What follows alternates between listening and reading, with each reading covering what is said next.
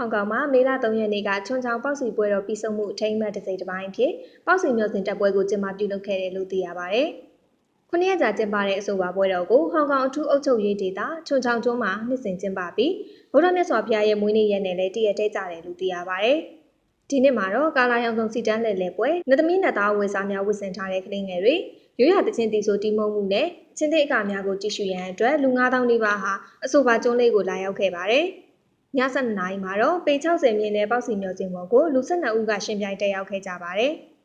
။ပေါက်စီမျိုးစင်ထိပ်ဆုံးမှာရှိတဲ့ပေါက်စီကိုယူနိုင်တဲ့သူရဲ့မိသားစုဟာကံကောင်းတဲ့ဆိုတဲ့အယူရှိပါတယ်။ပြီးခဲ့တဲ့နှစ်ကချန်ပီယံတွေဖြစ်ကြတဲ့ကွက်ကမင်းနဲ့ဝမ်ကာယင်းတို့နှစ်ဦးကဒီနှစ်မှာလည်းရွှေတံဆိပ်ဆုရရှိခဲ့ပါတယ်။ရွှေတံဆိပ်ဆုရတဲ့အတွက်အတိုင်းမသိပီတိဖြစ်မိပါတယ်။လာမယ့်နှစ်မှာလည်းရွှေတံဆိပ်ဆုရရှိရန်ရည်ရွယ်ထားတယ်လို့သတင်းတော်များကိုပြောကြားခဲ့ကြောင်းရိုက်တာသတင်းမှာဖော်ပြထားပါတယ်။ကျွန်မကြီးခံပြပါ